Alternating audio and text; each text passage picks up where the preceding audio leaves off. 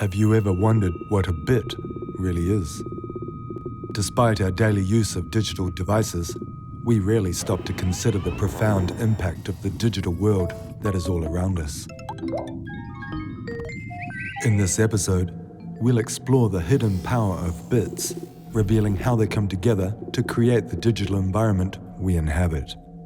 Join us as we journey into the interconnected universe of the digital semiosphere, where meaning and communication take on new forms.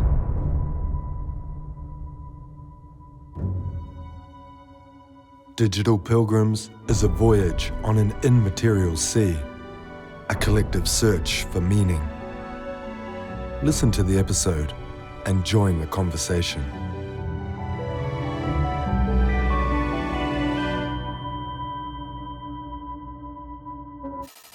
Episode 2: The Digital Environment. The bit or binary digit, the elementary particle of the digital world, is a decision between two options, 1 or 0. It was defined in 1948 by the scientists at Bell Laboratories. From that moment on, thanks to the development of binary code, any kind of digital object can be summed up in an ordered series, whether long or short, of yes 1 and no 0 decisions. We can reduce to X quantity of bits an immense number of intangible objects, complex reasoning, intelligent systems, chess theories, or processes that are independent of human control. The whole of digital development, about which humanity has few certainties, emerges from that black or white, on or off particle that we discovered a little over 70 years ago. From its beginnings as a powerful tool for computation and decodification, the bit held within its nature the transformative ability of a new kind of atom. If we propose the digital environment as that world that is coming toward us, it is one made up of minute particles that can be reduced to that initial decision of defining everything as a series of binary combinations. Today, we are surrounded by bits in constant contact with them. Science and technology help us and have the ability to change what we understand as our reality. It is fair to say that our present cannot be conceived of without the impact of digital developments. From the moment we get up in the morning until we reach the end of the day, they are with us. Hello, good morning. Let's keep going. At this moment, there are more than 25 billion devices connected around the world, 60% more than in 2016, or in more concrete terms, 6 devices for every human being on Earth. This materializes the progress of the industrial development known as the Internet of Things, a market that surpassed $250 billion in 2019 and which, during the COVID-19 pandemic in 2020, proved indispensable for modern life. Material life is becoming more and more connected to the network. In parallel, we have advancements in artificial intelligence that never cease to amaze.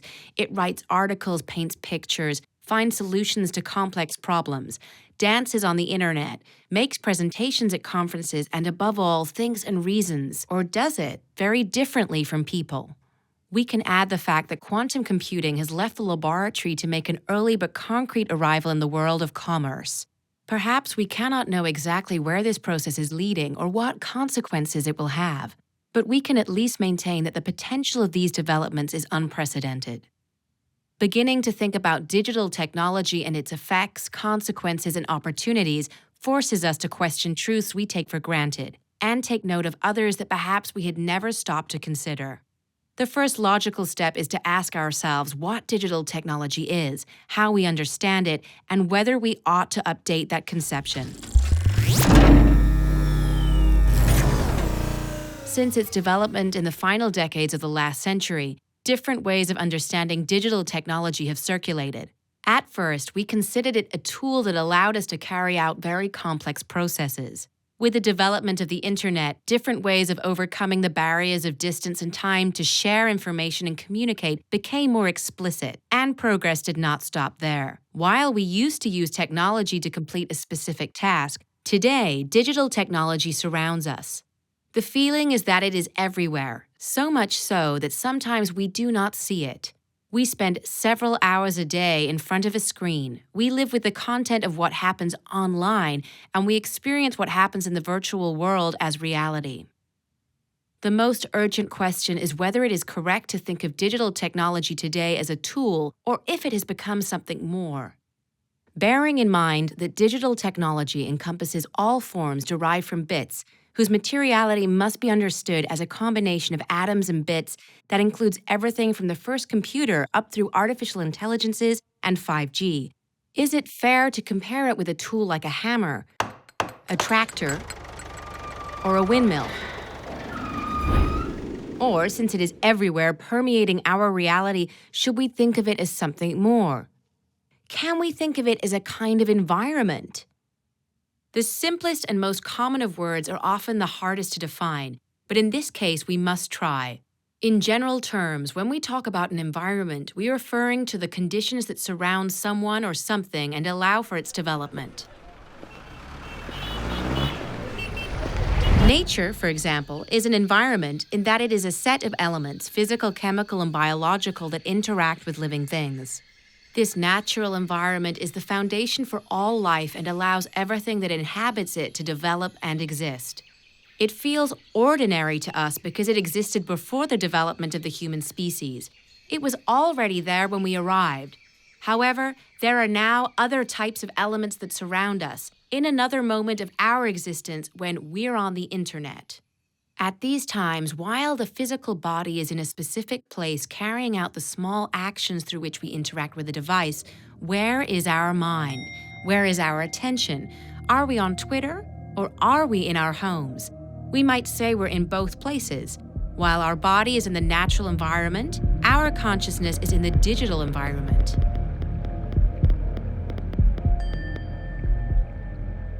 One possible reason why this idea might sound disruptive is because perceiving and understanding a new environment is difficult. How would the sea be described by a fish that has spent its whole life swimming around a tank? How do people describe an environment that cannot be seen or so far touched? Although virtual reality, augmented reality, and projects with the metaverse and the omniverse are searching for a way to give the digital environment a certain degree of tangibility, humans have been moving through and inhabiting the digital environment for longer than we think. We are inside it, and it is all around us. In considering how the different elements of our culture take on meaning, Yuri Lotman introduced a concept that is helpful for thinking about the digital environment. The linguist uses the term semiosphere to refer to a defined set of signs to which a community assigns meaning and exchanges in order to communicate and interact. So, like geological concepts such as the lithosphere and the atmosphere, the semiosphere describes a closed and abstract space formed by signs which cannot be perceived with the senses. Within that space, some physical elements like notches in rock, sound waves, or ink patterns can hold meaning in reference to a system of relationships. At the same time, there are different spheres of meaning. As such, a text acquires its value and usefulness in its interrelation with different signs and practices, which is very different from what happens with a tool like a pencil.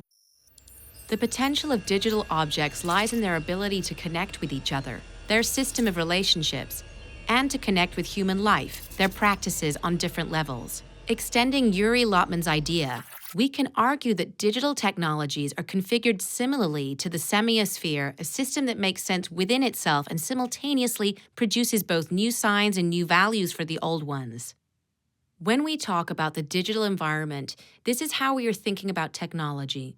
This environment is developed based on infrastructures, optical fiber, servers, and physical supports, robots, computers, chips. But it is also its own space. Its elements make up an abstract space that we cannot perceive with our body's senses, but that we can feel. We see each other on the internet, we look for each other online, we meet on social networks and work in the cloud. And the digital sphere is also an environment because we can inhabit it. The habitability of the digital environment will be analyzed in the next chapter. Until then, we will lay out the following difference.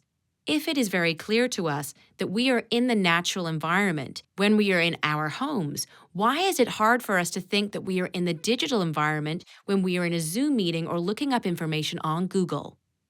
When we begin to see that digital technology constitutes an environment, this opens the door to considering the emotional implications that this change causes in people. It is possible to imagine that if the natural environment was for centuries the only place we could be and inhabit, the appearance or development of another environment with such dissimilar characteristics, it must have been quite disruptive for people. The feeling of confusion is a constant companion to modern humans. The digital environment also changes how we understand reality. The idea is simple but highly transformative. A new understanding of the historical relationship between space and time. That duality, which seemed unbreakable, which was a certainty and made up the foundation of our existence, is questioned by coexistence with the new dimensions activated by the digital environment.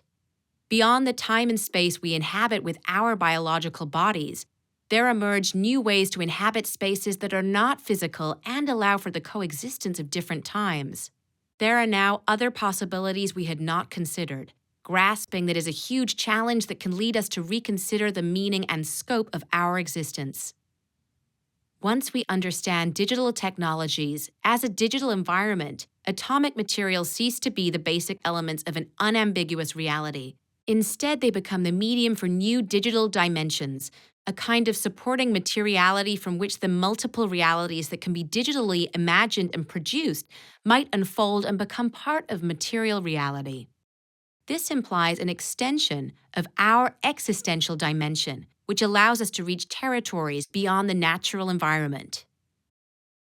Unlike other inventions that have been vital to human development and have marked entire historical periods, such as the invention of the steam engine, electricity, or the telephone, the tools developed for digitalization have moved beyond their nature as mere instruments and gone on to solve problems and achieve goals. Today, they have come to constitute the development of a new environment for our species. Our confusion is an expression of our uncertainty, but it also stimulates our hunger for knowledge. We achieved digital technology believing that we were arriving in the Indies, but a few decades later, it revealed itself to be something we did not expect. Digital technology is a new environment that not only invites us to ask questions about the depths of our being, but also to consider the existence of another dimension of the universe. On a daily basis, we experience a new world we cannot yet explain. There are facts and discoveries with the power to upend all that we know, and they force us to reorganize our worldview. This happened to Europeans when they arrived in the Americas, and also to those who were already there and saw them arrive. It was a new world for all of them, as full of opportunities as it was devastating, as powerful as it was controversial, as unexpected as it was inevitable. When modern people run up against digital technology, something similar happens to us. Digital technology is more than a powerful tool, it is an environment unto itself. Have we arrived in the digital environment? Did the digital environment come to us? The only thing we do know is that now we are not the same as we were. Our universe has expanded and reality is being reconfigured.